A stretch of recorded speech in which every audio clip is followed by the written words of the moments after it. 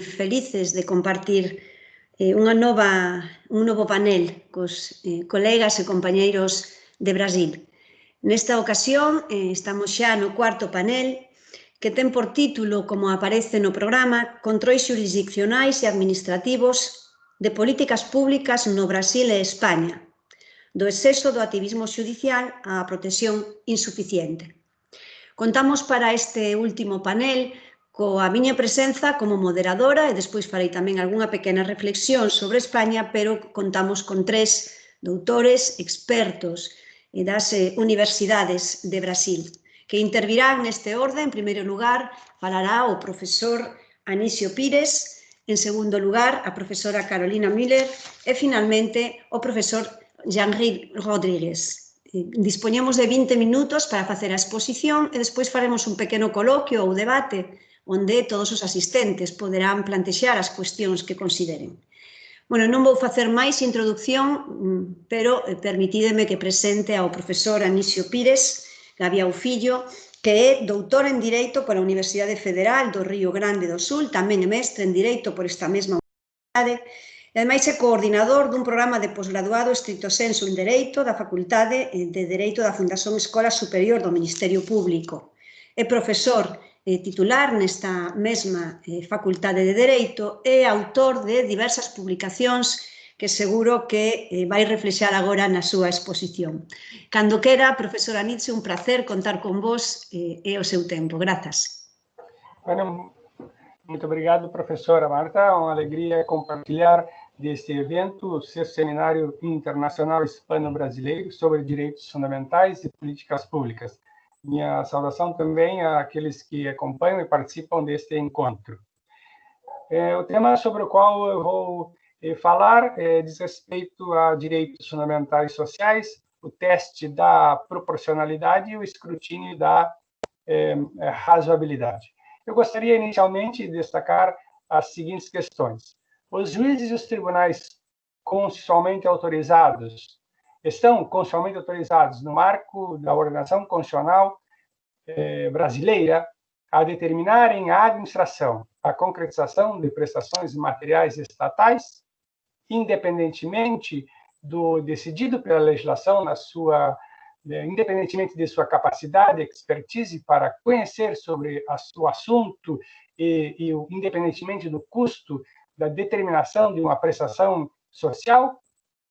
A outra questão que eu coloco à reflexão é se as normas de direitos fundamentais sociais vinculam a legislação, a administração e a jurisdição, tanto quanto as normas de direitos fundamentais de liberdade e as demais competências. Eu gostaria de formular ainda mais duas questões. Quais são os principais problemas que podem ser levantados à exigibilidade judicial dos direitos fundamentais sociais e se os direitos fundamentais sociais são passíveis de exigibilidade judicial, qual é a ferramenta metodológica adequada para a justificação das decisões dos tribunais? Então, o que segue tem o propósito de examinar essas questões. Eu começaria falando, então, sobre os direitos fundamentais sociais, para dizer que as normas de direitos fundamentais são normas jurídicas que vinculam a legislação, a administração e a jurisdição igualmente. E as normas jurídicas de direitos fundamentais sociais vinculam juridicamente tanto quanto as outras normas de direitos fundamentais. Os direitos fundamentais são direitos a prestações normativas e materiais que demandam ações positivas. Refiro-me aos direitos fundamentais sociais. Mas normas de direitos fundamentais se deixam construir como princípios, que são mandamentos a serem otimizados conforme as possibilidades fáticas e as possibilidades jurídicas. Com o mandamento a serem otimizados, elas se cumprem em graus, tanto quanto possível, conforme as possibilidades fáticas e as possibilidades jurídicas. É verdade que esta construção das normas de direitos fundamentais como princípios é controvertida, mas, no meu entendimento, não existe melhor approach metodológico. As críticas não oferecem melhores alternativas. É verdade que isso pode ser debatido, mas certamente em outro lugar ou em outro momento. O próximo passo da minha exposição é formular que as normas de direitos fundamentais são princípios e, portanto, mandamento a serem otimizados em graus conforme exatamente as possibilidades fáticas e as possibilidades jurídicas. As possibilidades fáticas que determinam o grau de realização de um direito fundamental social são determinadas a partir daquilo que é faticamente possível. Por seu lado, as possibilidades jurídicas são os outros princípios e os outros bens jurídicos constitucionalmente protegidos que limitam ou restringem o grau de cumprimento, o grau de satisfação de um direito fundamental social.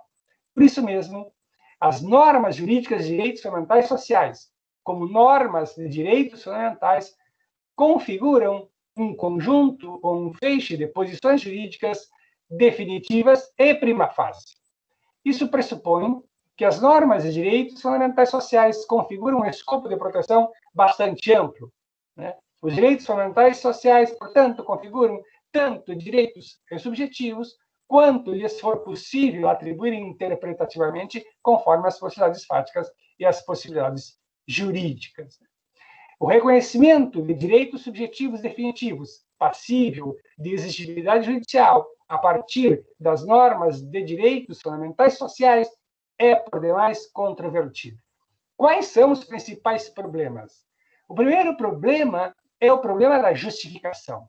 E ele relaciona-se com questões políticas, ou seja, se e em que medida os direitos a prestações positivas podem ser incluídos em um catálogo de direitos. Nesse sentido, o problema da justificação engloba tanto questões de interpretação do texto constitucional, se ela contempla ou não direitos a prestações positivas, e por isso esse problema pode ser resolvido tanto a partir de uma referência expressa às palavras de uma norma constitucional, quanto por uma interpretação judicial criativa e extensiva. O outro problema é o problema da estrutura. E esse problema é especificamente relevante com relação ao status, ou nos direitos de status positivo, como é o caso dos direitos fundamentais sociais, comparados com os direitos de status negativo, uma vez que os dois grupos de direitos possuem estruturas internas diferentes. Vejam que os direitos negativos possuem estrutura conjuntiva, e por isso a judicialização dos direitos negativos é menos problemática. Por outro lado, a estrutura dos direitos positivos pode ser resumida pela ideia de alternatividade, pois são representados por uma estrutura disjuntiva ou alternativa. E é por isso mesmo a judicialização deste grupo de direitos é mais problemática, uma vez que, diante de uma omissão estatal, não existe uma ação específica definida para realizar o direito, mas sim várias alternativas possíveis. E ainda, por fim, tem o problema de competência, que é o mais sensível, né?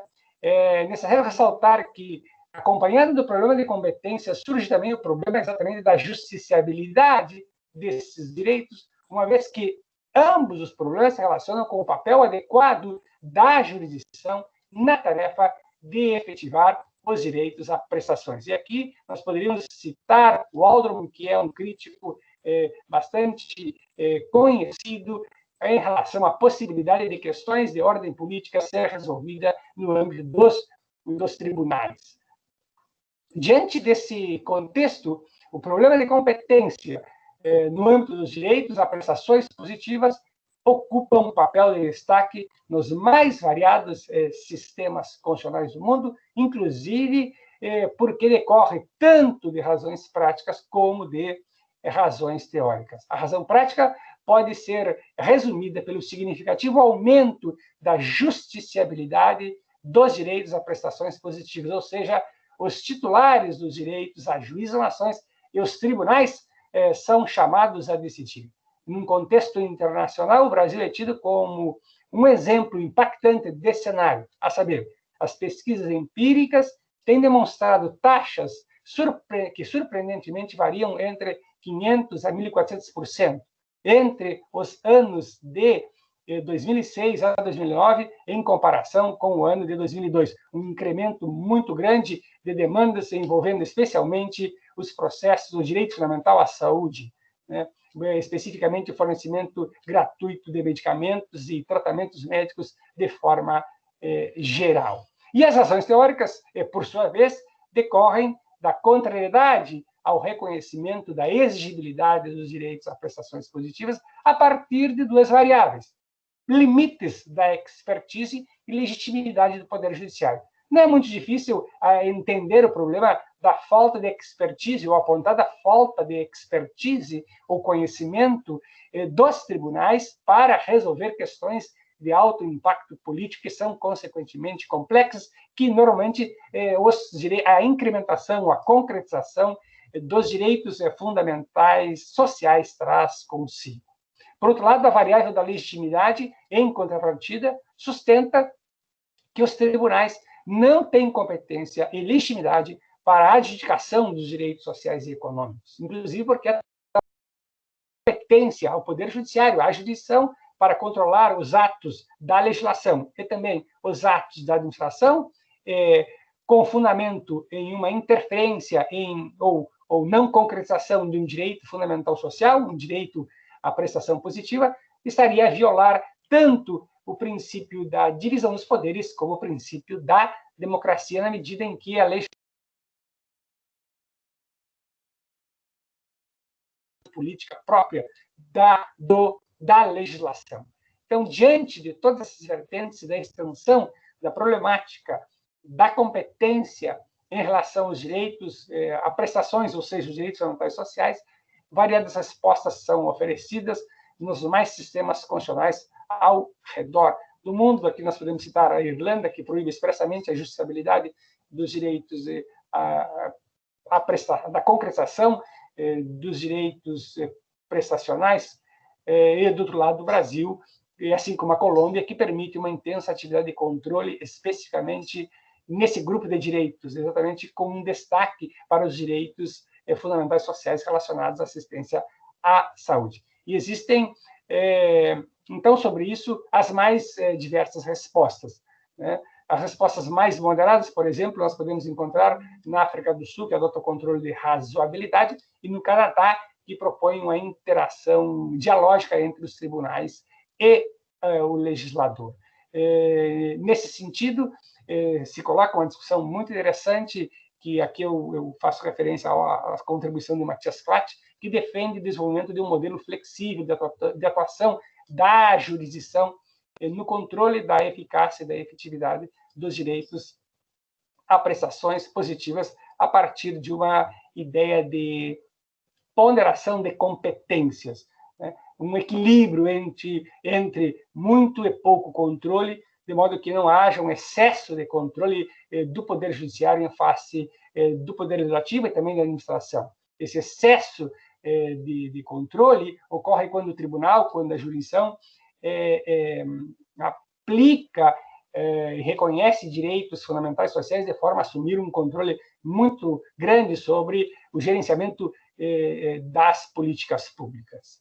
Então, nesse cenário levantado por Matthias Klatt, por exemplo, a ideia de que os direitos fundamentais sociais estariam sendo protegidos com alto custo para o princípio democrático. Por outro lado, o extremo disso é uma completa abdicação judicial, e isso é um problema especialmente nos países de democracias fracas, que exigem aquilo que se pode chamar como sendo um caso de constitucionalismo forte. A diferença, a questão, então, remete para uma análise a respeito dos graus de deferência do Poder Judiciário em face do Poder Legislativo. Quanto maior for o grau de deferência, menor será a intensidade de controle, ao passo que, quanto menor for o grau de deferência, maior será a intensidade do controle. Pense, portanto, que o controle do Poder Judiciário sobre as decisões do Poder Legislativo, da legislação, no que diz respeito à implementação dos direitos fundamentais sociais, pode ser de uma intensidade leve, de uma intensidade moderada ou de uma intensidade séria ou grave. Nesse ponto, então, qualquer que seja a ordem constitucional, a escolha dos graus de deferência não deve ser realizada em abstrato, de maneira definitiva, mas sempre em atenção às circunstâncias e particularidades do caso que está submetido à apreciação jurisdicional. Então, os problemas que decorrem dos direitos a prestações positivas, dos direitos fundamentais sociais, no que diz respeito à sua judicialização, podem ser considerados o principal fator a embasar objeções que são elaboradas contra o reconhecimento de direitos a prestações positivas como direitos constitucionais subjetivos. Para enfrentar esta questão, como eu disse, o aspecto principal é levar em conta as particularidades do caso concreto, buscando um equilíbrio entre muito controle e pouco controle.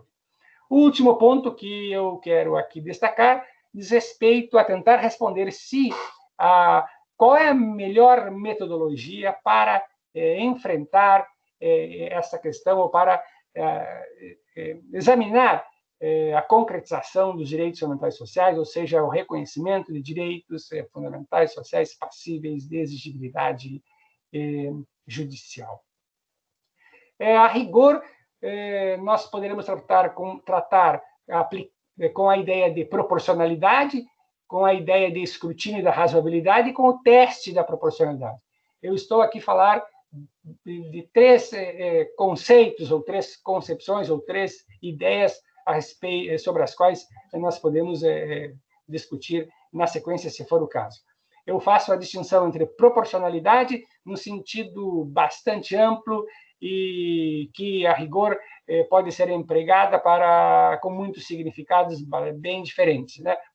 Então, a ideia de proporcionalidade para significar um topoi, ou um princípio com alto grau de indeterminação e abertura semântica. Nesse sentido, por exemplo, nós podemos falar em proporcionalidade das sanções, né? Nós podemos afirmar que sanções devem ser proporcionais e que medidas estatais devem ser proporcionais e que qualquer coisa deve ser proporcional. Não parece haver dúvida no sentido de que as sanções devem ser proporcionais ou que as decisões estatais devem ser proporcionais, assim como qualquer coisa deve ser proporcional. Nesse sentido, proporcional pode ser identificado com prudência, proporcional pode ser identificado com justiça, com correção. O problema dessa concepção de proporcionalidade é que ela pode ser associada tanto à prudência ou à virtude aristotélica, como à justiça kantiana, ou como a justiça utilitarista. O que eu quero dizer com isso é que, nesse sentido, que a proporcionalidade não passa de um topóio ou de um artifício retórico que contribui muito pouco para a racionalidade da interpretação e aplicação das normas e direitos fundamentais, e me parece que a problemática, especialmente a problemática da competência e da concretização de direitos fundamentais, não pode se entender justificada exclusivamente a partir dessa ideia muito ampla e vaga e abstrata, até mesmo obscura, de proporcionalidade. Nós temos o escrutínio da razoabilidade e nós temos o teste da proporcionalidade, que são alternativas mais interessantes para enfrentar metodologicamente a concretização dos direitos fundamentais sociais. O escrutínio da razoabilidade tem sido bastante empregado no Tribunal Constitucional da África do Sul e em outros tribunais.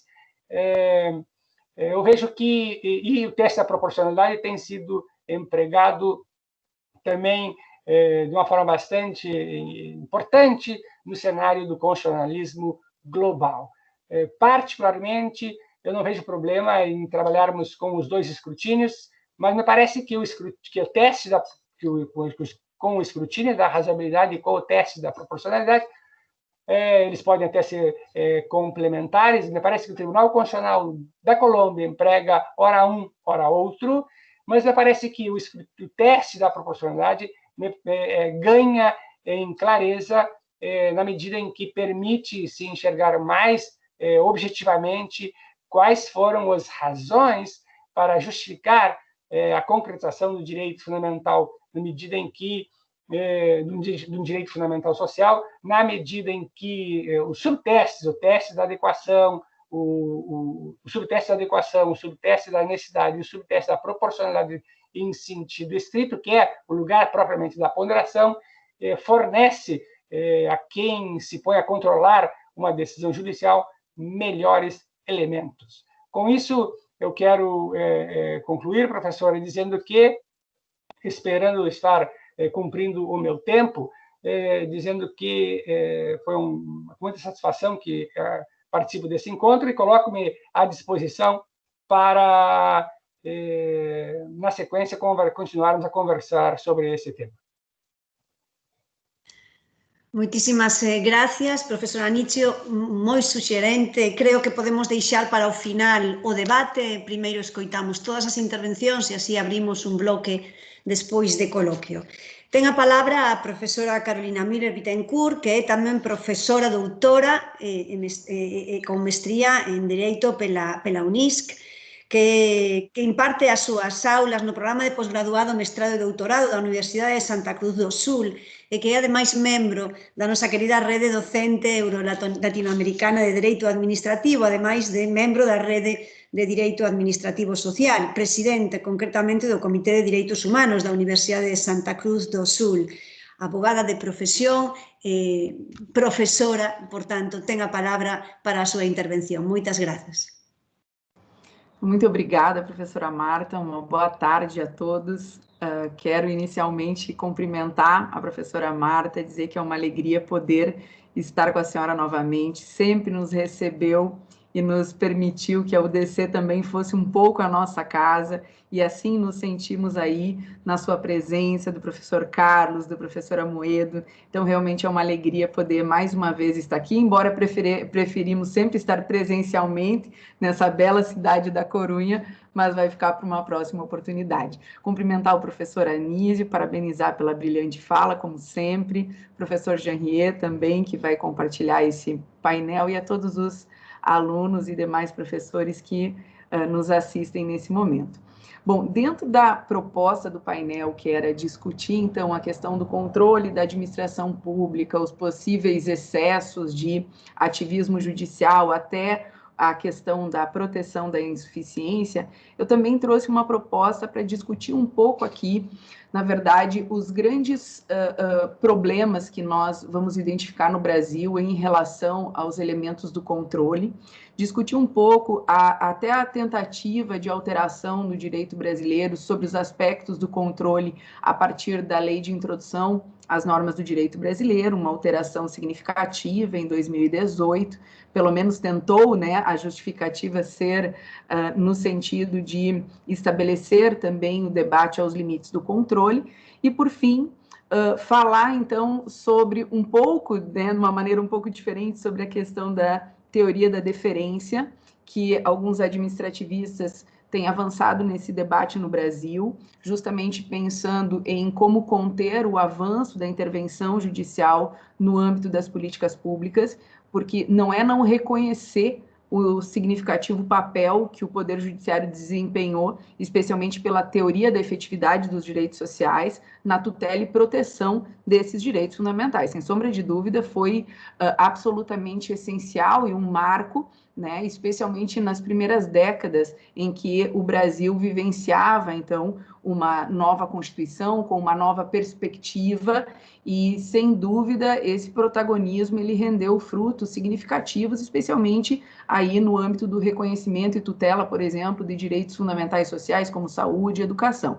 No entanto, nós também, hoje, já podemos identificar uma certa desconfiança, receio, ou até mesmo a necessidade de rediscutir esses espaços de limite, na medida que a intervenção nas políticas públicas também tem gerado impactos de forma negativa. E aí, por fim, eu gostaria de finalizar trazendo um pouco sobre quais os problemas que eu tenho identificado ao longo dos anos da minha pesquisa, quando o tema é controle de políticas públicas. E aí eu vejo que o controle ele se agrava um pouco mais, né? porque nós vamos ver alguns elementos da política pública, ou mesmo uma concepção de política pública que requer uma maior articulação e bem desenvolvimento no âmbito do controle, né? Vou me conter aqui as críticas ao Poder Judiciário, em nome do nosso queridíssimo professor Rogério, ao Ministério Público, em nome do professor Anísio, né? Porque nem todos são Rogério e nem todos são Anísio, né? Em relação à atividade que desempenham aí com brilhantismo e primor. Mas, de fato, eu acho que nós precisamos rediscutir alguns pontos e alguns limites em relação ao controle no Brasil.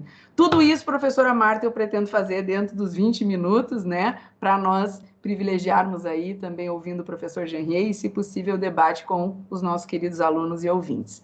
Bom, então eu queria falar um pouquinho sobre, expondo o que nós vemos hoje da situação do cenário envolvendo o controle no Brasil e por que tem suscitado tantos debates no âmbito da pesquisa brasileira em torno da questão do controle. Primeiro é a questão da pluralidade do controle. Participava eu esses dias de seminários com alguns países latino-americanos, e quando eles tratavam do aspecto do controle de constitucionalidade, ou mesmo do controle da administração pública, e nós temos um controle, uma jurisdição una, portanto não temos o contencioso administrativo, certamente eu causei espanto na medida que eu trazia todos os níveis e instâncias de controle de uma decisão judicial no Brasil, né? Todas as possibilidades que vão desde o controle político, no âmbito do controle preventivo de constitucionalidade, ao âmbito do controle repressivo de constitucionalidade, porque temos um sistema misto que comporta o controle difuso, o controle concentrado. Temos uma estrutura de poder judiciário e uma estrutura recursal bastante ampla, se comparado com outros países, além de ter uma estrutura administrativa que também permite várias instâncias recursais, né? E, além disso, no Brasil tem se acentuado o que eu chamo de uma pluralidade de controles, né? Uma pluralidade de controles que nós vamos ver um protagonismo cada vez mais crescente do Tribunal de Contas, também com as suas súmulas, os seus enunciados. Nós vamos ver um protagonismo por parte também do Ministério Público, especialmente nos termos de ajustamento de conduta, que muitas vezes vão induzir políticas públicas, né? O Brasil também reconhece a Corte Interamericana e todo o debate do controle de convencionalidade também tem se acentuado no Brasil, sem falar dos vários aspectos que nós vamos poder discutir o controle a partir mesmo de órgãos administrativos, como as próprias agências reguladoras, que também têm papel de controle e também podem criar instâncias e limitações na órbita legislativa. Então, nós vemos realmente no Brasil uma pluralidade no âmbito do exercício do controle e que vai envolver, inclusive, diferentes lógicas de controle a partir dos diferentes órgãos de controle. E isso tudo, evidentemente, vai impactar muitas vezes numa, eu não vou dizer uma excessiva, porque controle no Estado democrático nunca é demais, e qualquer Estado democrático de direito, ele parte da lógica do controle, tanto como elemento fundante, que só existe um Estado democrático de direito se houver a possibilidade e legitimidade do controle, como elemento de contenção de poder mesmo. Ninguém aqui vai advogar algo contrário ao controle.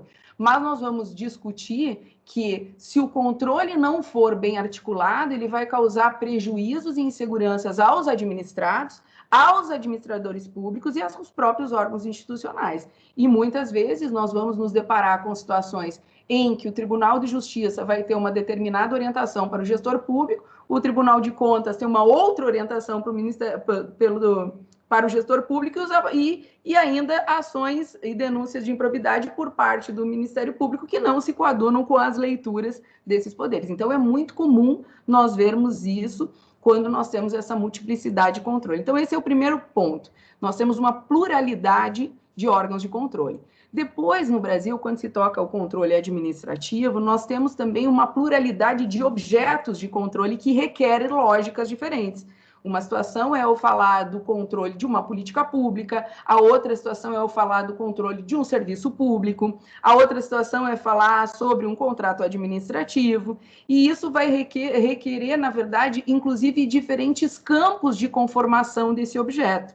Então, por exemplo, se eu estou falando de controle legislativo no Brasil, nós temos alguns critérios de análise. Hoje mesmo, nós estamos aí diante da judicialização a nível ainda de controle preventivo da emenda constitucional número 32, que ainda está numa fase muito primária e já sofrendo severas críticas, ao meu ver, com toda razão, mas já sofrendo severas críticas, que nós já estamos debatendo o âmbito do controle antes mesmo de nós conseguirmos evoluir no diálogo político. Então, é sempre importante a gente relembrar que, assim como o controle é garantia de Estado democrático, sem sombra de dúvida, a substituição dos órgãos de controle pelas decisões políticas do poder político também não é algo que possa ser admitido no âmbito de uma democracia. Então, nós não podemos fazer democracia num país e implementar direitos fundamentais sobre uma lógica judicial. E o Brasil, em um certo ponto, ele privilegiou muitas vezes o debate via judicial do âmbito da implementação das políticas públicas e dos direitos sociais, ao invés de realmente pressionar e trazer esses debates para o âmbito do próprio controle político, que é de fundamental importância. Nós entendemos que há um espaço da decisão e que a democracia ela também tem seus ônus, quando, na verdade, nós temos que respeitar, muitas vezes, escolhas que nos desagradem, mas que estão no âmbito de decisões discricionárias. E na medida em que nós vamos falar em decisões discricionárias, eu preciso pressupor que exista pelo menos duas escolhas legalmente e constitucionalmente possíveis, porque se houver uma escolha só, nós não poderíamos sequer tratar desse espaço de decisão. O outro ponto é a complexidade do controle, porque nós desenvolvemos teorias como o controle prévio, o controle concomitante e o controle posterior, que é o chamado controle de eficiência tantas vezes. E a gente lida isso como se fosse uma forma estanque. Quais os órgãos que melhor atuam no controle da decisão ainda no âmbito da elaboração, que a gente chama de controle prévio?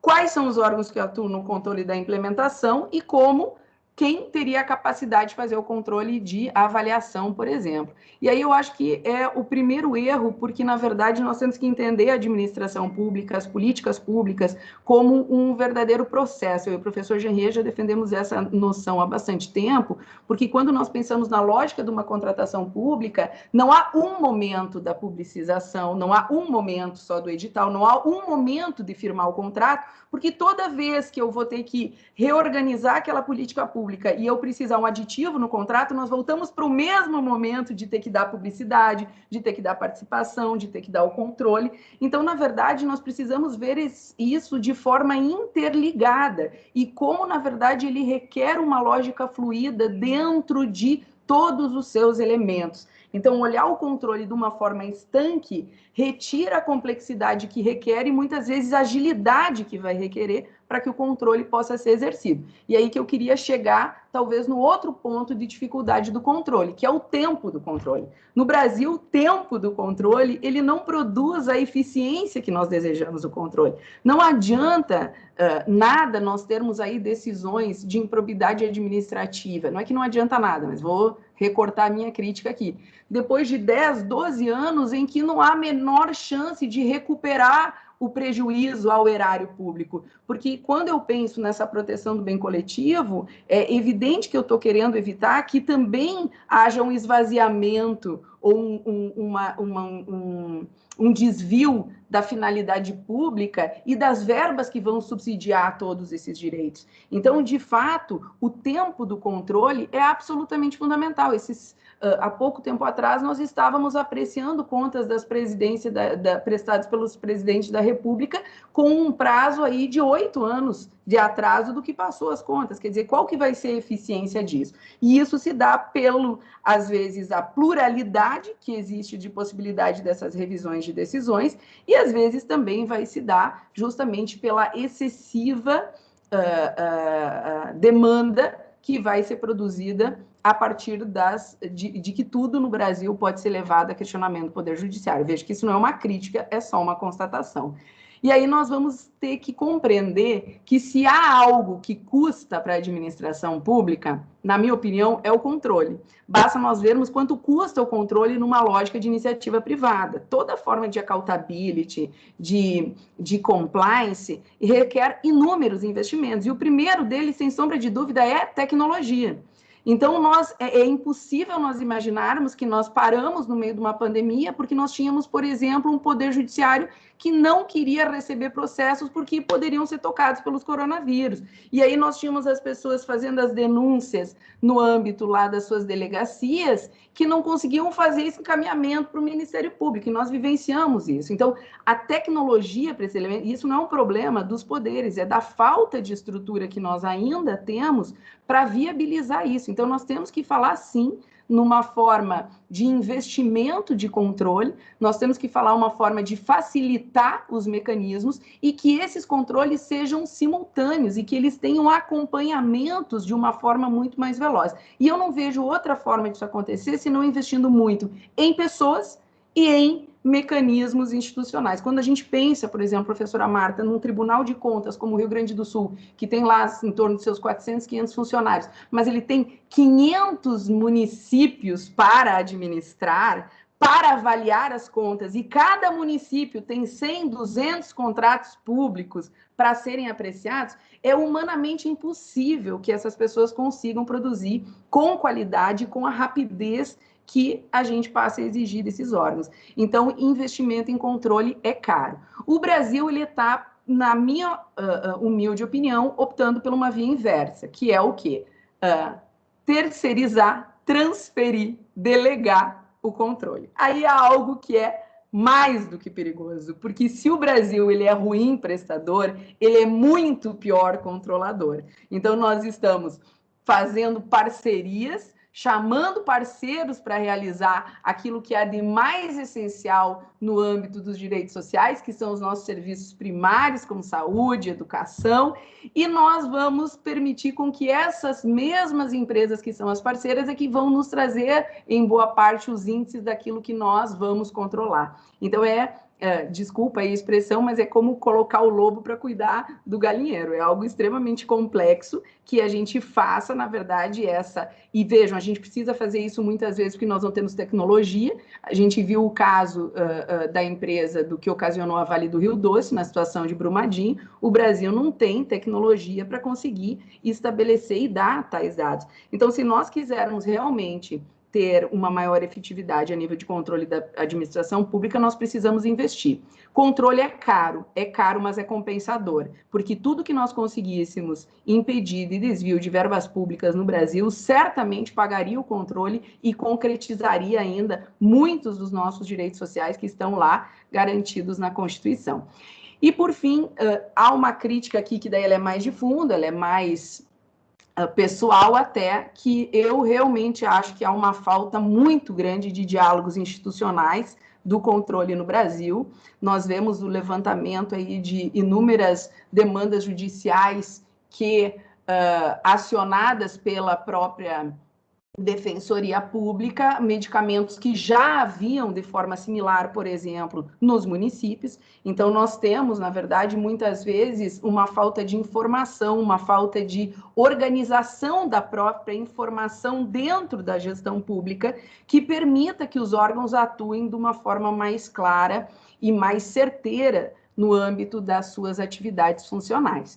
E aí que entra, então, no Brasil, esse avanço em relação à chamada teoria da deferência. Eu não vou falar aqui no aspecto teórico, remontando a teoria de Chevron para a questão do norte-americana, mesmo porque eu particularmente acho que o âmbito é válido a leitura das teorias estrangeiras, sem sombra de dúvidas. As teorias alienígenas ajudam a ampliar as nossas possibilidades, mas o Brasil ele tem a mania de fazer isso sem se voltar para a sua dogmática constitucional, a sua dogmática legislativa. Então, essa é uma preocupação muito grande que eu tenho, que é que nós pegamos uma teoria de deferência que tem tudo a ver com um determinado país e nós não possamos olhar a que ela se aplica e como ela se aplica aos casos das particularidades que no sistema brasileiro nós podemos observar. Então, na verdade, a teoria da deferência, que tem a ver justamente com essa perspectiva do que a gente tem chamado de deferência judicial em relação às decisões da administração pública, geralmente ela parte de um argumento, vamos dizer assim, mais abstrato, que seria em face da melhor capacidade institucional do administrador público na tomada de decisão, especialmente no momento da decisão em termos de políticas públicas, né? Então, é uma tentativa de fazer com que se faça deferência a um domínio do que eu posso chamar de uma expertise, de uma técnica da própria administração pública para tomada de decisão, no âmbito quando ela faz a sua opção substantiva, material, sobre quais os direitos e como ela vai concretizar, e que, portanto, traria uma certa retração por parte do Poder Judiciário para pensar essa deferência administrativa, né? Aqui eu quero, na verdade, reconhecer a ideia de uma deferência a partir de 3 atributos que eu considero importantíssimo quando se pensa no caso brasileiro, né? Primeiro, a ideia de que cabe ao controlador o dever de conhecer os termos da opção administrativa que seja objeto daquilo que está sendo crivo de controle. Porque vocês vejam, a decisão do julgador, né, quem erra primeiro é o gestor, a decisão do julgador, ela sempre vem com um recorte daquilo que já foi observado pelo próprio gestor. Então, é evidente que para a tomada de decisão que ele possa substituir a decisão primeira, que foi a do gestor, ele precisa encontrar quais foram os critérios, os elementos, os objetivos fundamentais para a primeira tomada. No segundo ponto, é a ideia de que o controlador ele deva justamente aferir se essa escolha administrativa ela está sendo, na verdade, porque tem 2 pontos. Eu posso fazer o controle de uma decisão porque eu entendo que, no mérito, ela venha a ser violadora da Constituição ou da legalidade. Essa é uma situação importante, sem sombra de dúvida. Mas, por outro, se ele está, na verdade, buscando modificações no âmbito dessa decisão. Ou seja, ele diz, não, o tema está correto, mas o problema aqui é a execução. E aí eu tenho que diferenciar quando essa escolha está no âmbito daquilo que eu chamo de concepção, e essa escolha de concepção ela é do gestor, só que a partir do momento em que eu faço um controle de execução, eu estou respeitando a decisão do gestor a ponto de dizer, não, foi você quem explanou que assim se daria execução. Portanto, você não está comprometido com a tua própria decisão administrativa. E, portanto, a teoria da deferência aqui, ela reforça que o controle judicial ele está fazendo justamente um reforço do controle administrativo, porque ele está dizendo, você decidiu e, portanto, eu estou acompanhando, fiscalizando de que a sua decisão ela venha a estar sendo executada da forma correta. Me parece que aqui, inclusive, o controle é mais amplo.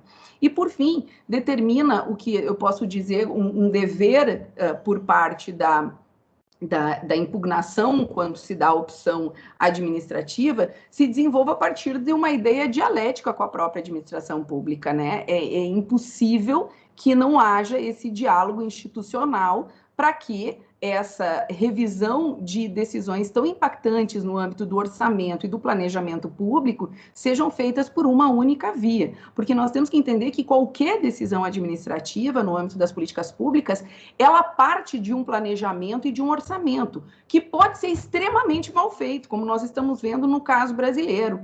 Mas ele existe, e se ele existe, ele tem elementos os quais eu preciso mencionar caso eu queira adentrar no âmbito desse controle. Então, esse é a razão pela qual eu acho que a teoria da deferência, ela nos ajuda a fazer com que, no momento do órgão jurisdicional buscar o controle dessa decisão administrativa, ele mesmo se imponha algumas obrigações. Por exemplo, eu faria a seguinte pergunta, existe a política pública? Se ela existe, quais são os seus termos? Em que medida o Poder Administrativo buscaria realizá-la? Qual é a hipótese que está sendo aplicada? Houve violação a um direito que decorre dessa aplicação dentro da esfera individual dessa mesma política pública? Ela está contemplada com a falha de algum serviço público, com a inefetividade ou com a proteção da insuficiência? Então, a partir do momento em que há essa lógica da deferência, eu estou impondo um dever argumentativo, que eu posso chamar, o que na administração pública a gente poderia chamar de motivação substancial, para o próprio Poder Judiciário, no sentido de reforçar também as decisões administrativas. E, por fim, né, o último ponto que eu queria aqui levar o debate, porque eu entendo que o controle jurisdicional de política pública é um campo ainda mais sensível para se tratar de controle administrativo no Brasil, é porque se, por um lado, as escolhas da política pública, elas são escolhas, entre aspas, políticas, e eu vou botar aqui um entre aspas e já explico por quê, nós temos todo o contorno da política pública que se dá a partir do direito. Então, o direito estabelecendo quais são os seus limites, as suas formas, as suas competências jurídicas. E no Brasil há uma confusão, na minha opinião, muito grande entre as chamadas políticas públicas de Estado e políticas públicas de governo. As políticas públicas de Estado eu não vejo sequer como opção do administrador, porque elas estão postas na ordem constitucional. E como estão postas na ordem constitucional, são um compromisso a ser realizado pelo próprio legislador, pelo próprio constituinte. E, portanto, não há o que se falar, por exemplo, de não podermos debater tais conteúdos. E é evidente que numa Constituição tão analítica quanto a nossa, uma Constituição tão ampla sobre a ideia de proteção de direitos fundamentais, o espaço será muito mais amplo. É só pensar quando a gente trata numa política pública de educação, o desenho dela é muito institucionalizado. Quando a gente fala em liberdade de cátedra, quando a gente fala em liberdade, em uma educação voltada à pluralidade, à cidadania, a conformação de valores humanos, é inconcebível imaginar que há espaço no Brasil para leis como uma escola sem partido. Então, isso é uma política pública que está no âmbito do Estado, não é a opção de governo. E enquanto nós continuarmos compreendendo as políticas públicas como mero instrumentos de governo, cada vez que trocarmos do governo, nós vamos trocar a roupa das políticas públicas. E é exatamente isso que nós estamos vendo. Nós estamos vendo, Marta, no Brasil, propostas absurdas de simplesmente substituições de programas que já têm resultados produzidos a longo prazo, que faz uma articulação entre vários níveis e setores para desmistificar a ideia de marcas de governo. Por exemplo, nós temos um programa no nosso país, que é o Bolsa Família, que quem estuda esse programa vai ver que ele é um programa articulado no âmbito do combate à desnutrição, do combate a questão da evasão escolar, porque os critérios dele vai desde um critério educacional, de subsídio da parte da assistência social, e tudo isso dentro de um programa social que está efetivamente marcado aí a várias gerações no nosso país. Várias gerações, não, perdão, vários governos no nosso país. E agora nós temos falado na substituição de alguns programas sem que haja uma articulação do que a retirada desse programa vai significar, não no âmbito da transferência da renda, porque o âmbito da transferência da renda, eu posso substituir um programa com um outro chamado, sei lá, Renda Brasil, em que eu transfiro um determinado valor. Mas aonde está a articulação da política pública dos múltiplos setores institucionais? E aí sim eu preciso pensar num nível de retrocesso social, porque eu não posso, de novo, relegar uma história construída no nível de efetividade dos direitos fundamentais a um mero dessabor de um governo que possa não gostar de alguma identidade, né? E assim nós vamos ver várias articulações e propostas que não compreenderam o conceito de uma política pública de Estado para o conceito de uma política pública de governo. E aí o nível de intervenção judicial, para mim, também deve ser diferente. É possível, então, que se faça escolhas e políticas públicas diferentes das que estão acontecendo? Evidentemente que é, mas ela tem que ter um nível de garantia e proteção de direitos fundamentais como as que atualmente já possuímos. Do contrário, nós estaríamos fazendo um retrocesso no âmbito desses direitos sociais. Então, no Brasil está um pouco difícil realmente falar em deferência administrativa, Marta, porque estamos vivendo alguns momentos bastante complexos no âmbito da nossa história, da nossa tomada institucional, né, no qual eu realmente não quero abrir mão de acreditar que a via correta de exercer e de lutar pelas políticas públicas tem que estar dentro do âmbito do poder administrativo, porque institucionalmente ele é mais preparado, entre aspas, para exercer uma decisão que vincule ações passadas pense no programa que está no presente, mas que pense na reconstrução desse programa para daqui 10, 15, 20 anos. E o Poder Judiciário ele não tem esse feeling para uma tomada de macro decisão em termos de políticas públicas e, portanto, realmente o privilégio deveria ser da decisão administrativa. Enfim, desculpa, ultrapassei meu tempo, colegas, realmente, professor Jean-Rie, perdão, mas o tema é muito instigante, queria compartilhar com a professora Marta algumas situações também que estamos vivenciando aqui com os demais colegas. Muito obrigada pela atenção de todos e estou à disposição depois para questionamentos. Moitísimas gracias, Caroline, moi suxerente con moitas cuestións, despois plantexaremos algunhas, como o principio de non regresión ambiental, que podría ser o marco en que plantexar algunhas das cuestións que agora se acaban de falar. Bueno, vamos a dar a palabra ao profesor Jean-Rie Rodríguez Rec, que tamén é doutor en Dereito pela Universidade do Vale do Río dos Sinos, e profesor do programa de posgraduado, mestrado e doutorado da Universidade de Santiago do Sul. A ver, muito bem, muito obrigado, então. Está perfeito, sí, estamos vendo agora a ver, hai alguén está compartindo pantalla, supoño que será o profesor Jean-Rie. Jean-Rie, cando queras, podes iniciar a túa exposición, gracias. Tudo bem, Marta, muito obrigado, desculpa ali por ter colocado a tela antes, mas é que eu estava aprendendo aqui como funcionava aqui o Teams, eu não tinha compartilhado ainda a tela. Então, muito obrigado, então, pela apresentação, cumprimento todos, cumprimento o professor Anísio, cumprimento a prof. Caroline. Então, esse já é o nosso debate clássico que a gente faz todos os anos. Então, como a prof. Caro, seria muito interessante se nós estivéssemos todos juntos. A gente gosta muito de ir para a Espanha, principalmente Corunha, mas, né, nós estamos aqui, então vamos fazer o máximo possível que a gente tem para debater aqui, aproveitar os instrumentos. Bom, pessoal, eu vou, então, fundamentar que há um direito à verdade. Sí, estás compartindo escritorio, pode ser? Porque estamos vendo un escritorio que non se corresponde coa xornada. Alguén está compartindo escritorio. Justiça Department, isso? Aí va, vale, sí. É esse mesmo, eu já vou explicar. Bom, então, eu vou fundamentar que há um direito à verdade. E eu vou também dizer que é necessário um controle das fake news. Por quê? Porque as fake news são um problema mundial, mas nós estamos debatendo muito do Brasil. Bom, ali a gente vê na parte esquerda uma estratégia que o presidente norte-americano Trump utilizou, que era a estratégia de utilizar o Twitter para espalhar as suas fake news. E aí o Departamento de Justiça norte-americano dizia que o Twitter ele era privado.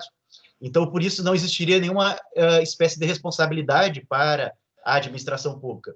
E no Brasil se passou a mesma coisa. As frases do presidente no Twitter foram fundamentadas como se fossem privadas, ou seja, seria um exercício da liberdade individual e, portanto, não existiria responsabilidade administrativa para as opiniões privadas do presidente da República. Mas a questão é que as fake news elas não se resumiram só ao Twitter. Então, essa linha de defesa ela não faz sentido. Por quê? Porque os órgãos governamentais eles passaram a também divulgar notícias falsas. A difusão de notícias falsas, claro, ela ficou muito maior e mais visível a partir de 2018, mas, por exemplo, no Brasil nós tivemos a reforma da Previdência já no governo Temer e, dentre outras tantas inverdades na reforma da Previdência, era propagandeado na TV que a reforma da Previdência iria acabar com a integralidade dos servidores públicos. Os servidores públicos não mais iriam se aposentar com a integralidade dos seus salários na ativa. Só que a integralidade já tinha acabado em 2002 e essa propaganda tinha ido ao ar em 2018, ou seja, 16 anos depois ainda se fazia propaganda de que a integralidade iria acabar. Então, era claramente uma fake news numa época pré-governo Bolsonaro. Mas na época do governo Bolsonaro, então, nós temos órgãos públicos divulgando, então, as chamadas fake news.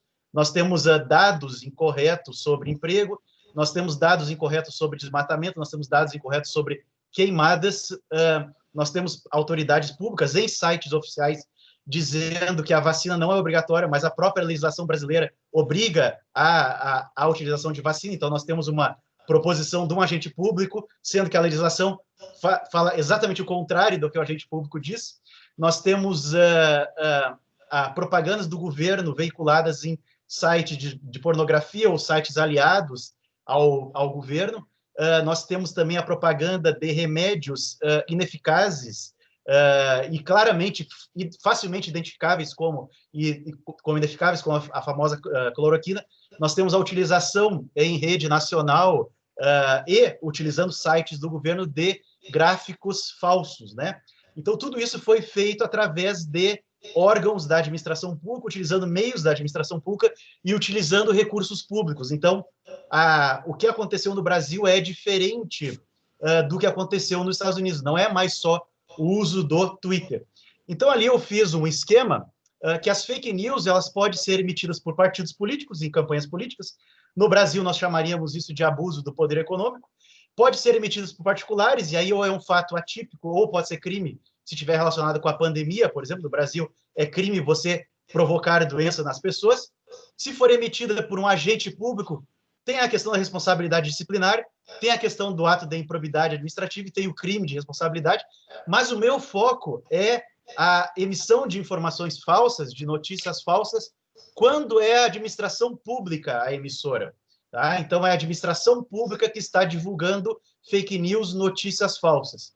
E aí nós vamos ter tanto o dano moral coletivo como consequência, como também nós teremos controles da administração pública. Bom, é um problema que o Poder Judiciário não tem se atentado, então, aqui se atendo ao nosso tema do debate, né? O núcleo mínimo do direito não está sendo satisfeito. O Poder Judiciário, no máximo, ele tem se preocupado por fake news emitidas por particulares, que atingem a honra pessoal de algumas pessoas, não necessariamente que atingem o interesse público, e o Poder Judiciário tem se preocupado com as fake news que envolvem o processo eleitoral. Mas as fake news divulgadas pela própria administração pública ou por agentes políticos não têm sido objeto de discussão do Poder Judiciário.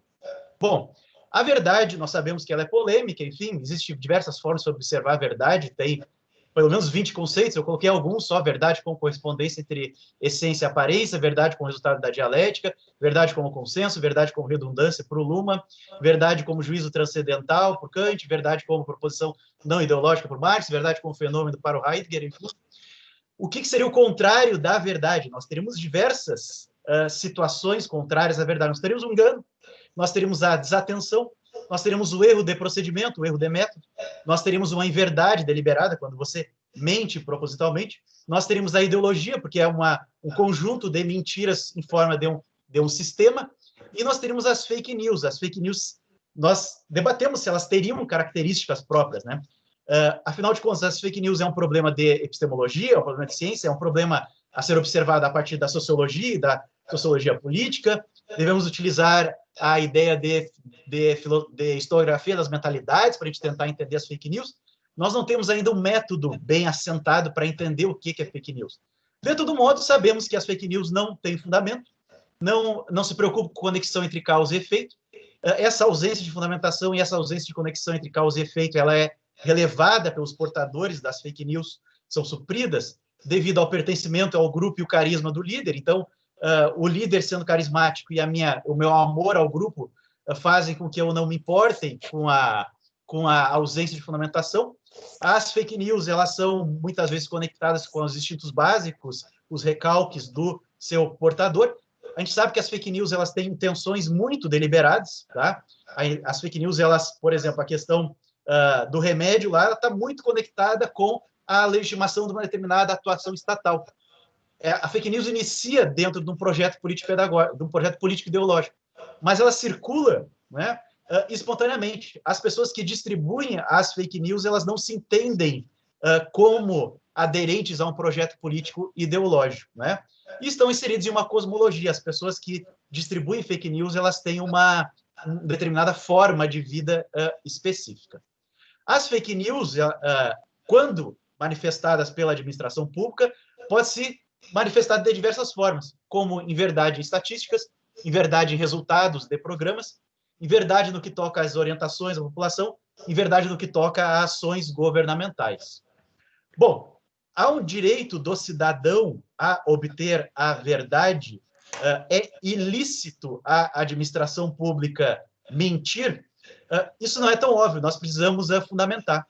Bom, entendo eu que a mentira e o dever de verdade da administração pública estão conectados com o bom governo, ou seja, um bom governo é um governo regido pela verdade. Temos, então, a Carta e o Código Ibero-Americano de Bom Governo. Entendo também que a própria ideia de república é uma ideia de governo regido pela verdade.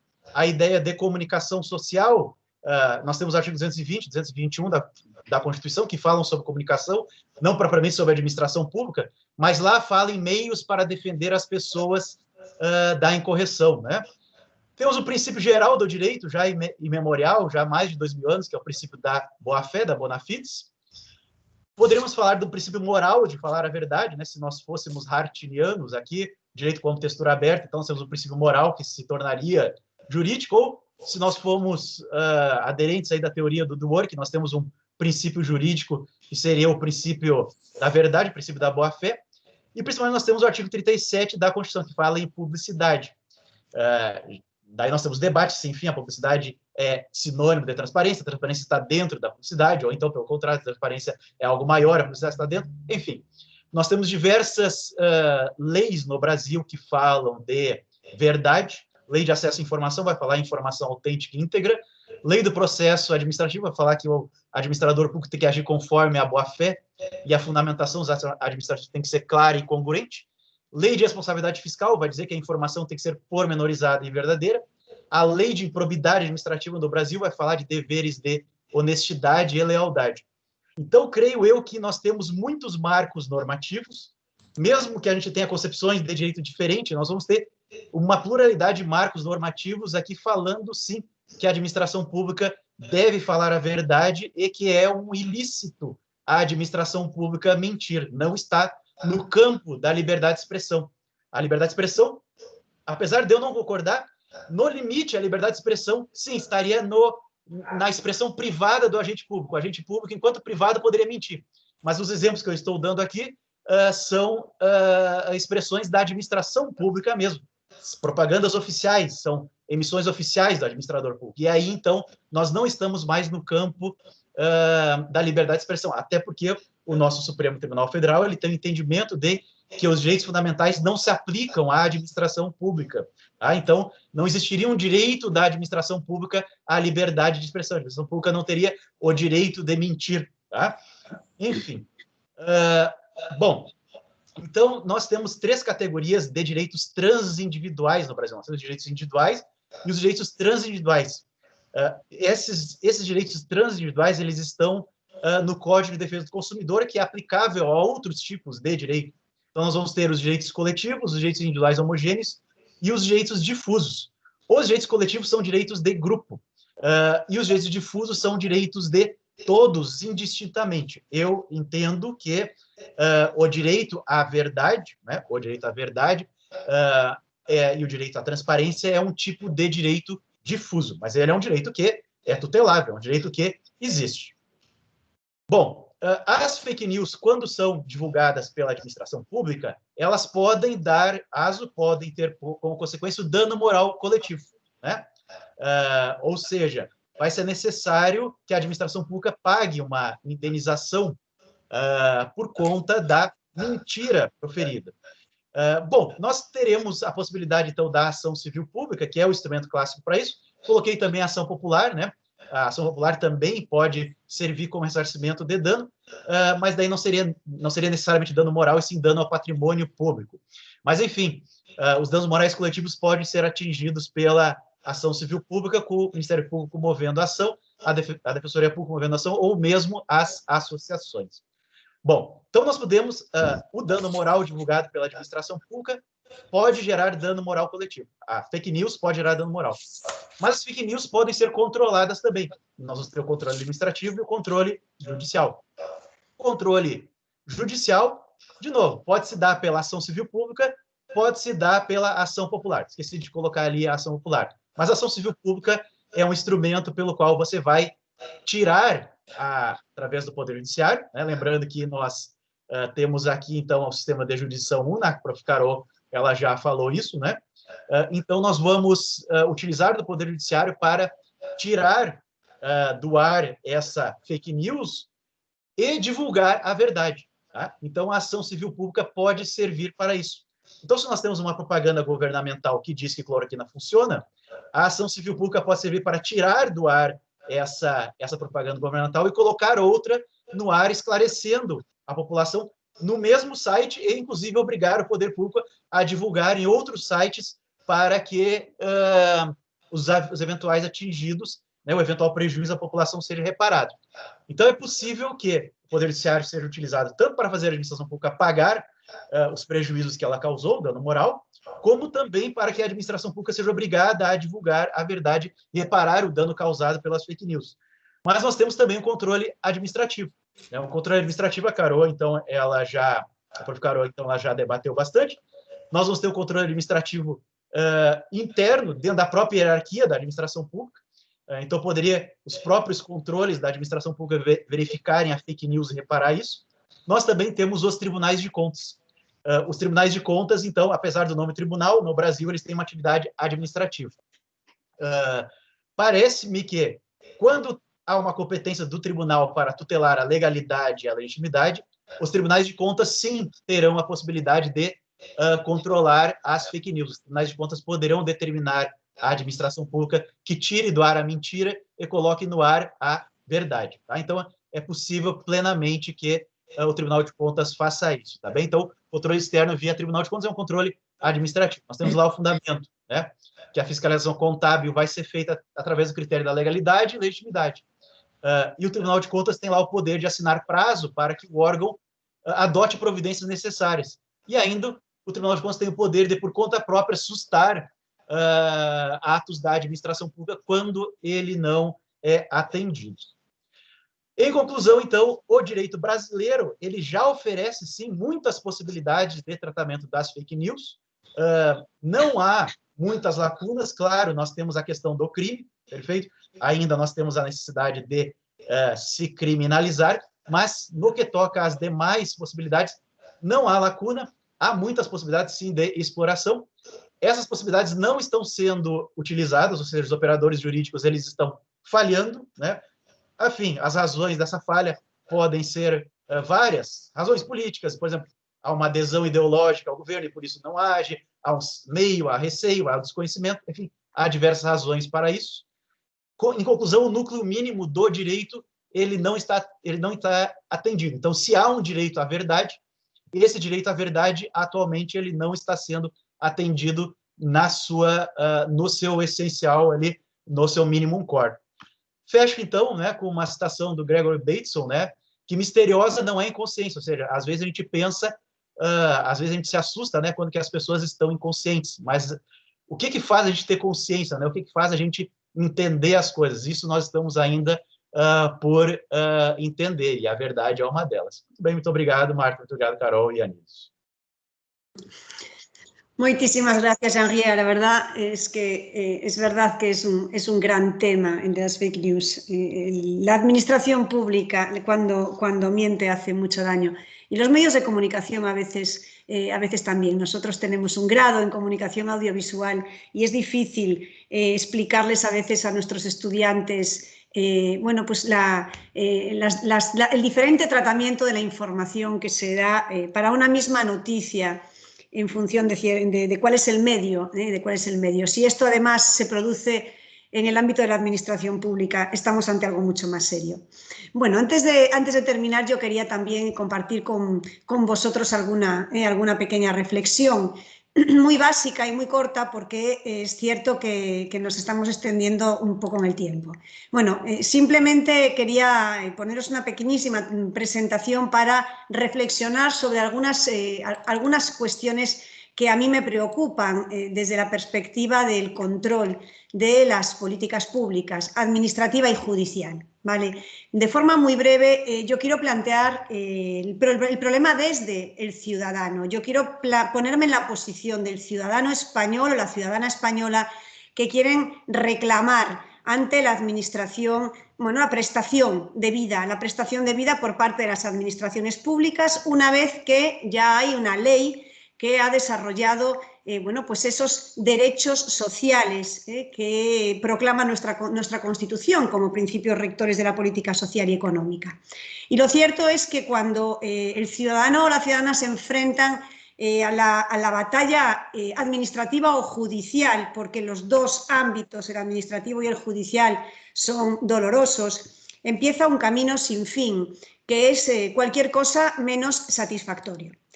Ya hace muchísimo tiempo, y parece mentira que sigamos dándole vueltas a lo mismo, en España ya hace más de un cuarto de siglo, el Consejo General del Poder Judicial, que es el órgano que gobierna a los jueces, alertaba de la profunda insatisfacción con el funcionamiento de la Administración de Justicia para la sociedad. Existe en la sociedad, decía entonces el Consejo General, un extendido estado de opinión que refleja una profunda insatisfacción con el funcionamiento de la Administración de Justicia, que afecta o puede afectar muy negativamente a la confianza del pueblo español en ella.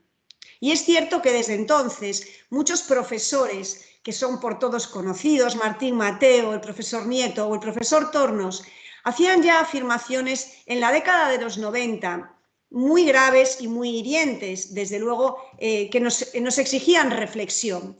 Por ejemplo, la de Nieto, que suele ser muy sagaz con sus afirmaciones. Para Nieto, la Administración de Justicia se ha hundido en ese momento, todavía década de los 90, en un estado comatoso, en el que ya nadie reacciona ante nada, nadie se siente culpable. Nadie se siente culpable y, por tanto, todo resbala sobre la resignación y la indiferencia. O, por ejemplo, la justicia no funciona bien en nuestro país y la contencioso-administrativa sería mejor o al menos más barato suprimirla. Y eso que sus protagonistas son, por lo general, gente preparada, honesta y trabajadora. Sin duda, decía Tornos, todo ello se inscribe en la actual crisis del Estado social, con la generalización en la ciudadanía de sentimientos de insatisfacción e inseguridad sobre el actual modelo de desarrollo socioeconómico y, por ende, en las instituciones que lo dirigen. Nos hallamos ante una auténtica crisis de confianza del Estado. Todas estas reacciones de la doctrina científica, bueno, pues se tornaban todavía mucho más graves, porque ya disponíamos, o pronto dispusimos, de uno de los documentos, ya lo disponíamos hace tiempo, la Constitución del año 78, pero la Carta de los Derechos Fundamentales, aprobada en la década de los 2000, ya recogía también algo parecido en el artículo 47. Son dos artículos clave en nuestro ordenamiento jurídico. Toda persona tiene derecho a que su causa sea oída equitativa y públicamente dentro de un plazo razonable, y aquí me voy a centrar, por un juez independiente e imparcial establecido previamente por la ley. Y en nuestra Constitución todas las personas tienen derecho a obtener la tutela judicial efectiva de jueces y tribunales y todos tienen derecho a un proceso sin dilaciones indebidas. Por tanto, cuando hablamos del control de las políticas públicas, desde la perspectiva del ciudadano, debemos remitirnos ya incluso a un derecho fundamental, ya no un derecho social fundamental, sino un derecho fundamental de primer nivel en nuestra Constitución, como es la tutela judicial efectiva. Tutela judicial efectiva que también contempla el factor tiempo de duración de los procesos. Tiempo de duración de los procesos que cuando estamos en clave de derechos sociales se vuelve traumático, como el de la persona que exige una prestación reconocida por ley, por ejemplo, en la ley de dependencia, y fallece antes de que le sea reconocida, por supuesto por la Administración, pero también después judicialmente. Decía el Tribunal Constitucional ya en el año 83, en una frase muy paradigmática, que desde el punto de vista sociológico y práctico puede seguramente afirmarse que una justicia tardíamente concedida equivale a una falta de tutela judicial efectiva en el ámbito de los derechos sociales, desde luego y fundamentalmente. En realidad estábamos, y para eso utilizo la portada de un libro conocido por todos, de Hans Christian Andersen, El traje nuevo del emperador, estábamos ante algo tan evidente, una verdad a gritos, a voces, como la del niño que dijo si el rey está desnudo, cuando todos lo veían pero nadie lo quería decir en alto, al menos verbalizar. Pues bien, en España se han adoptado o se han tratado de adoptar estrategias para conseguir la efectividad de la tutela judicial efectiva y, por tanto, poder hacer reales los derechos constitucionales. Y se han adoptado medidas desde la justicia y se están tratando de adoptar medidas desde la Administración. Desde la justicia, sabéis que en España tenemos una justicia especializada, la jurisdicción contencioso-administrativa, y es cierto que la ley de 1998, realizada a partir de esas reflexiones que antes hemos citado, la ley del año 98 de la jurisdicción contencioso-administrativa ha pretendido hacer frente a la crisis de la justicia con algunas medidas, y es cierto que se han creado juzgados unipersonales pensando en dinamizar los procesos, que se ha creado un procedimiento abreviado, que es verdad que acorta los plazos, que se ha creado un proceso testigo para esos asuntos masivos o casos idénticos, para que los jueces y tribunales tramiten uno y después apliquen su decisión a todos los demás, o la extensión de los efectos de la sentencia, ¿por qué no la terminación pactada del proceso, que es algo muy poco extendido en España, pero a lo que deberemos ir en el futuro? Pero lo cierto es que los problemas, y esta es mi reflexión, están en la administración. Es decir, lo que habría que tratar de evitar es que los asuntos llegasen a judicializarse, que los asuntos tuviesen que llegar a sede judicial, porque probablemente de ese modo, por supuesto, evitaríamos el colapso de la justicia, pero sobre todo conseguiríamos esa buena administración, que no es una simple aspiración, es un mandato expreso y con nivel de derecho fundamental, reconocido en la Carta de los Derechos Fundamentales de la Unión Europea, el derecho a la buena administración.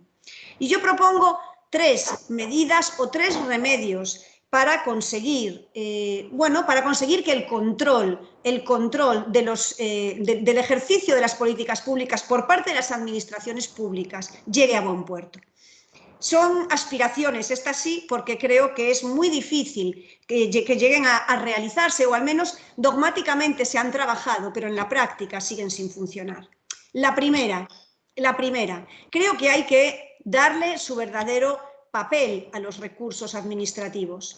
En España tenemos un sistema de justicia contencioso-administrativa con una vía previa, y es que antes hay que agotar la vía administrativa, hay que plantear el asunto ante la propia administración antes de llegar a los tribunales. Pero la administración se aferra a esa dinámica de sostella e non enmendalla que decimos aquí, es decir, no dar el brazo a torcer, como si aceptar que se ha equivocado fuese un gran fracaso, cuando en realidad podría ser un gran triunfo. Utilizar los recursos administrativos para resolver conflictos y no simplemente para agotar formalmente una vía previa. Realmente no está funcionando así y el volumen de recursos estimados en vía administrativa es mínimo, por eso se llega a los tribunales con tanta frecuencia. En segundo lugar, y yo creo que es algo que está siendo ensayado en algunos campos con enorme éxito, la creación de tribunales administrativos independientes. Yo creo que hay que empezar a pensar que hay que crear tribunales administrativos siguiendo el modelo exitoso en España de los tribunales administrativos de contratación pública, que salen de la estructura jerárquica de la administración, que lo constituyen expertos en la materia de diversos ámbitos jurídico-públicos y que están dictando resoluciones sin la presión del poder político, de forma que normalmente sus decisiones son aceptadas tanto por la administración como por el recurrente, y cuando llegan a los tribunales difícilmente son estimados los recursos. Por tanto, pensemos a lo mejor en complementar la justicia contencioso-administrativa con un mapa de tribunales administrativos especializados e independientes que puedan liberar a la justicia contenciosa de un importante volumen de asuntos. Y después, y por último, la última idea que pongo sobre la mesa de forma muy rápida: exijamos a la administración que tramite adecuadamente los procedimientos, pidámosle que sea de verdad una buena administración. Una buena administración porque un procedimiento bien tramitado puede llegar a evitar la judicialización de la actuación administrativa. El ciudadano tiene derecho a exigir la tramitación de un procedimiento adecuado, por supuesto superando el silencio administrativo. No sé la experiencia en Brasil. En España la administración tarda mucho en resolver y muchas veces no resuelve. Y no hay un control más difícil de la actividad administrativa en la ejecución de políticas públicas que aquel que se realiza sobre el silencio de la administración, sobre un presupuesto creado o imaginado por el administrado y por los propios tribunales de cuál habría sido la decisión administrativa. El silencio de la administración es una quiebra de la tutela judicial efectiva e impide un control efectivo. Pero en segundo lugar, garantizar la participación de los interesados, que hoy en día están formalmente en el procedimiento, en varias fases del procedimiento, pero tienen que tener una presencia material, real. La participación del interesado en el procedimiento tiene que producir resultados. Es necesario que las decisiones administrativas tomen en cuenta las posiciones de los ciudadanos y realmente se dicten considerando la posición de los ciudadanos. Participar en el procedimiento significa transparencia. Participar en el procedimiento significa que el ciudadano, la ciudadana, tiene derecho a conocer los trámites del procedimiento y no un expediente formalmente integrado por un montón de documentos incomprensibles y muchas veces tramitados electrónicamente, que son de difícil comprensión para la ciudadanía. Y aquí hago un matiz porque he oído algo de la administración electrónica y de invertir en mejorar la administración. La administración electrónica está produciendo efectos muy beneficiosos en cuanto a acortamiento de plazos, a liberación de papel, pero la administración electrónica está también creando una enorme brecha entre la ciudadanía en función de cuáles sean sus circunstancias. Esa brecha no solamente informática, que también es generacional, por la dificultad que supone para mucha gente entender los procedimientos electrónicos, manejarse en los procedimientos electrónicos cuando ya no existe la opción de recurrir al papel. Y finalmente y por último, porque todo pasa por esto, quizá lo decía Anitzio cuando hablaba de la razonabilidad, y cuando hablaba de la proporcionalidad, pero sobre todo de la razonabilidad, la obligación de la administración de motivar sus decisiones, explicitar las razones por las que se toman las decisiones para facilitar no solamente el control judicial de la actividad administrativa, sino porque sin llegar a los tribunales, los ciudadanos deben sentirse tratados y relacionados con una buena administración. Todavía son muchas las decisiones administrativas que están sucintamente motivadas, como dice nuestra ley de procedimiento administrativo, formalmente motivadas con frases estereotipadas que no desentrañan el porqué de la decisión administrativa, y eso probablemente promueve, claro, el activismo judicial. Probablemente los tribunales tengan que presuponer mucho porque figura muy poco. En fin, yo quería simplemente dejar estas reflexiones sobre la mesa, sabiendo que íbamos a ir un poco apurados de tiempo, pero no quería dejar de aportar la gran preocupación que todavía tenemos en España, y son ya 30 años los que llevamos dándole vueltas a este tema. Mientras no tengamos una justicia temprana, rápida, realmente los derechos sociales fundamentales, si se judicializan, bueno, pues van a ser muy poco satisfactorios para los ciudadanos. Nada más, muchas gracias.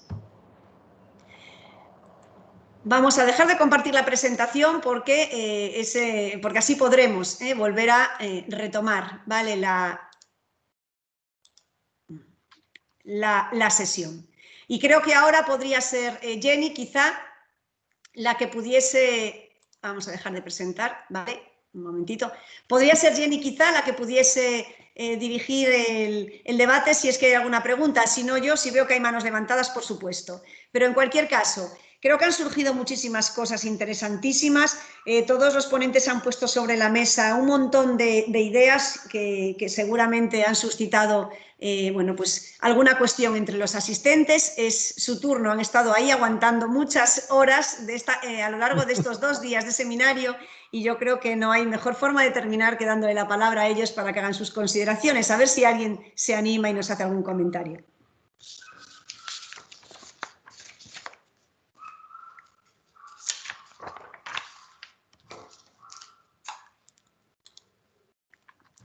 Nadie, os hemos dejado noqueados. Hola. Hola. Hola. Hola, adelante, Percy. Sí. ¿Qué tal? ¿Cómo está? Mucho gusto. Igualmente. Sí, le estoy comunicando desde Perú.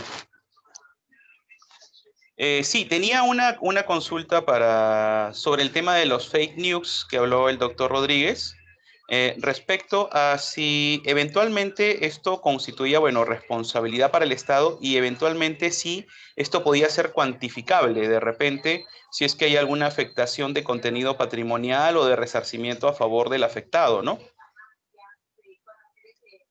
¿Es posible que se dé esa posibilidad? Perfeito? Então, Percy, muito obrigado, viu, pela pergunta. Então, nós não temos nenhum exemplo, né, de condenação nesse sentido ainda, muito embora a prática do dano moral coletivo seja comum, né? Então, por exemplo, nós temos empresas que falam mal, né, que divulgam informações preconceituosas sobre uma determinada raça, por exemplo, né? E elas são condenadas tanto em dano moral individual como em dano moral coletivo, né? Nós temos empresas, por exemplo, que causam prejuízos para os trabalhadores, colocam os trabalhadores em jornadas exageradas, não deixam o trabalhador ir do banheiro. Então, existe a figura da responsabilização por dano moral individual e por dano moral coletivo. A própria classe ganha, né?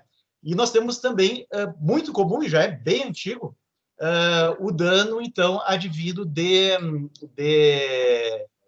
violação às normas ambientais. Então, não é particularmente um dano moral, mas é uma indenização pela destruição do meio ambiente, né?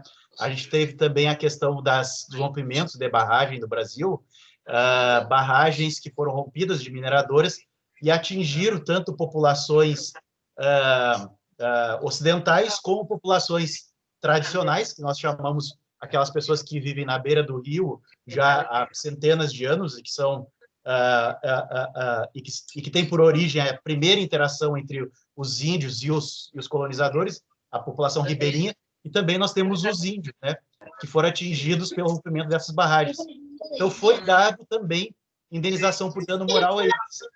Esses critérios, eles são realmente arbitrários. Não há critérios de quantificação. Então, realmente, se escolhe um número. Esse número ele está mais vinculado com a possibilidade de punir o agressor. Então, é um valor que seja suficiente para punir o agressor, mas não que ele exista uma determinada conexão com algum critério. Então, por exemplo, a questão do dano moral para os índios, né? Os índios eles não irão receber um valor específico. O que vai ser, sim, condenado é a empresa pagar um grande valor, porque a empresa lá que deixou romper a barragem é uma empresa grande no Brasil, e essa empresa, então, ela vai pagar um valor que vai servir tanto para reparar os danos patrimoniais, a recuperação do meio ambiente. Nesse caso, sim, aí tem um custo da recuperação do meio ambiente, tem o custo do fim dos negócios lá, mas a parte de dano moral, de sofrimento, realmente ela é arbitrária. Então, no Brasil, é uma prática comum. Para essa situação específica das fake news, não, tá? Mas o ressarcimento de dano moral coletivo é comum, mas ele é feito em bases arbitrárias. As bases são mais de punição ao causador do dano moral do que propriamente algum critério de controle subjetivo. Então, realmente, há uma crítica da doutrina de que seria muito subjetivo. Mas, por outro lado, é muito difícil também de achar esses critérios, tá bem? Mas muito obrigado, Percy, pela pergunta. Professora Marta, eu poderia fazer uma contribuição? Sim, por suposto. Até porque o professor Genier estava trabalhando bem sobre toda a perspectiva de configuração, né, dessa possível responsabilização, mas o Brasil hoje, ele também, né, tivemos aprovado no Senado a chamada Lei das Fake News, ficou conhecida como Lei das Fake News, foi para a Câmara dos Deputados, foi aprovado um projeto de forma bastante célere, até, enfim, em função das eleições que se aproximavam, né? É um tema bastante discutível, tenho estudado bastante isso aqui, que as críticas estão se dividindo em dois sentidos, alguns compreendendo como um controle de conteúdo, que eu particularmente acho bastante infundado quando a gente começa a ler realmente a lei mais a fundo e tentar compreender ela, mas é muito mais buscar a ideia da responsabilização dos provedores, né, pelo compartilhamento, e aí sim, vai ser mais fácil talvez até estabelecer um nexo causal, porque a partir do fornecimento desses dados e dessas contas que foram criadas de forma ou com objetivos escusos, né? Porque uma coisa é proteger a liberdade de informação quando você pensa que está interagindo com outra pessoa que está manifestando a sua informação. Não é disso que nós estamos falando de pessoas que acham que estão interagindo com outras pessoas e estão interagindo com robôs com outras finalidades, que é a propagação justamente da mentira. Então, no Brasil, nós estamos com esse debate bastante avançado, agora que estamos em eleições municipais, meio que parou isso lá na Câmara dos Deputados, mas eu acho que, por uma pressão de diversas instituições, vai acontecer esse marco regulatório aí, que não é igual o da Alemanha, porque na Alemanha prevê sanção, né, penas pecuniárias bem severas, mas a gente já vai avançar um pouco, bastante no âmbito do controle e da regulação, se for aprovada essa lei que ainda está, então, no âmbito da Câmara dos Deputados, só a título de informação. Muchas gracias. ¿Alguna pregunta más? Sí, profesora, quería hacer una pregunta a usted. Disculpe Sí, que sea un poco, que esté acaparando la atención. Sí, respecto a la reflexión que usted hacía en la última disertación que hizo, aunque breve, y le he venido siguiendo a través de algunos libros que usted ha publicado, pero me llamó la atención de que no ha propuesto dentro de las medidas para mejorar el tema de la administración de justicia, el tema de los controles alternativos para solución de conflictos, como por ejemplo la conciliación, arbitraje. ¿Ya no los considera? ¿Lo estaría dejando de lado? ¿Qué pasaría con eso? Muchas gracias, Percy, sobre todo por seguirme, por leerme, porque uno a veces se pregunta si está escribiendo para ser leída, y te agradezco muchísimo que conozcas la trayectoria. No, sí, por supuesto. Disculpe, profesora, lo que pasa es que justo le estoy siguiendo a raíz de eso porque hay un tema que me está rondando ideas, porque sobre todo acá en Perú se evitarían muchos temas en el contencioso administrativo en sede tributaria, sobre todo si pudiera arreglarse esto de una manera previa, antes de llegar al contencioso en sede judicial, que definitivamente es un dolor de cabeza acá en el Perú, y amén de que la formación de los jueces es más civilista, patrimonialista que administrativo o tributarista, ¿no? Sí.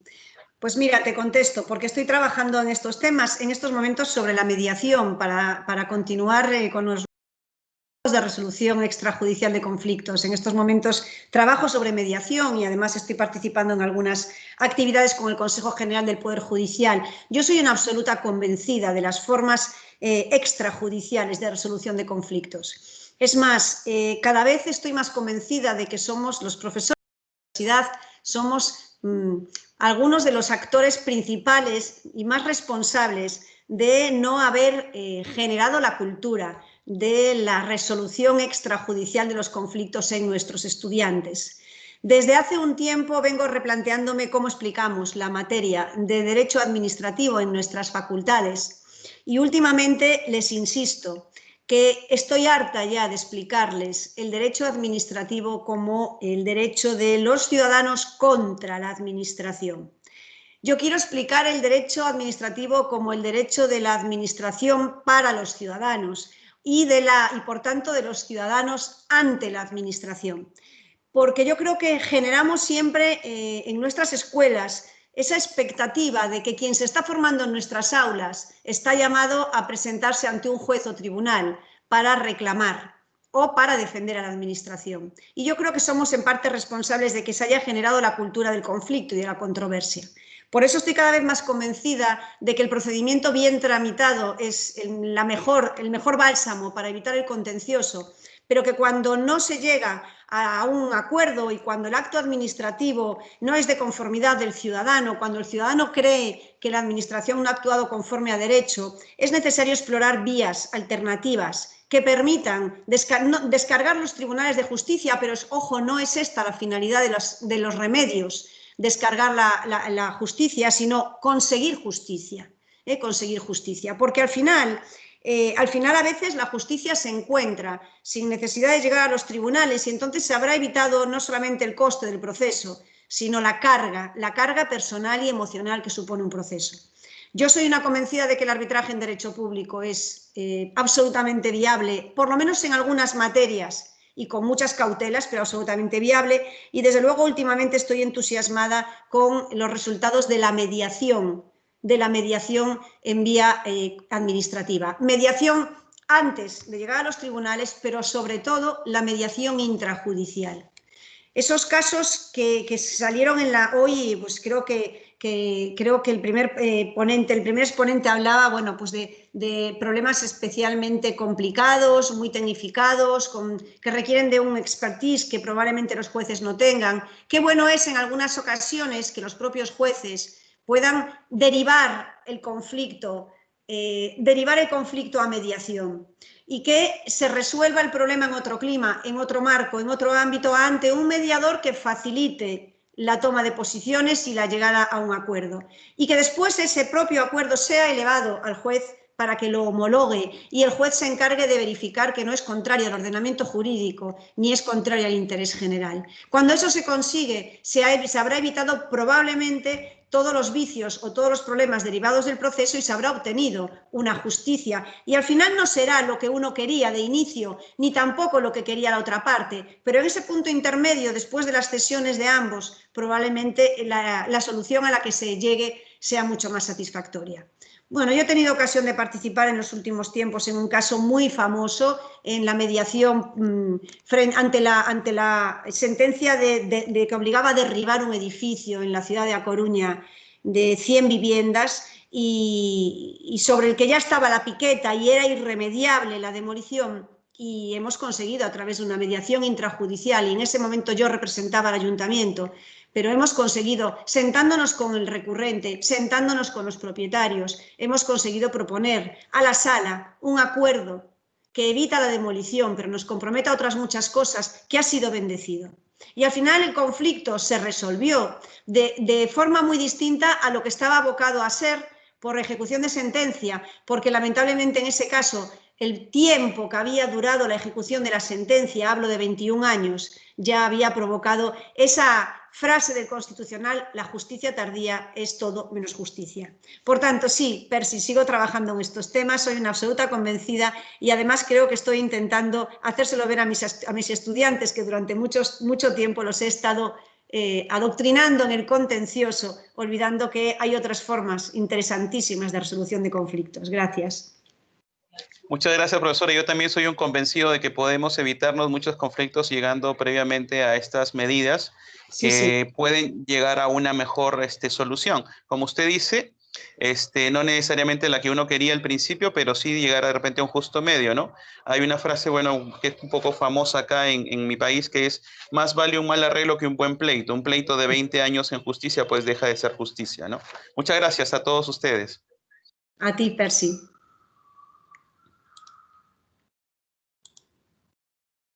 ¿Alguna cuestión más? ¿No?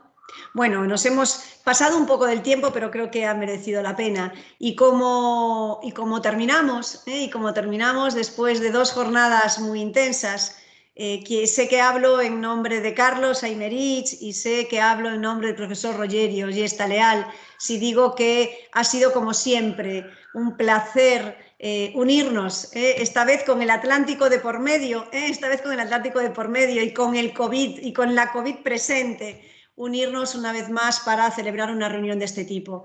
Yo creo que estas jornadas están consolidadas, que el entendimiento entre los investigadores de uno y otro lado del mundo está más que forjado, y solo espero, bueno, que podamos volver a reunirnos muy pronto. Ojalá la próxima vez pueda ser para abrazarnos, pero en cualquier caso recibid de todos los profesores del área de Derecho Administrativo de la Universidad de A Coruña el abrazo virtual más grande que se puede dar. Y sobre todo, cuídense, que ahora el reto es salir de esto con salud. Muchas gracias, de verdad, muchísimas gracias por haber estado presentes todos estos días. Grande abraço a todos, obrigada pela atenção, professora Marta. Chao, chao. Chao.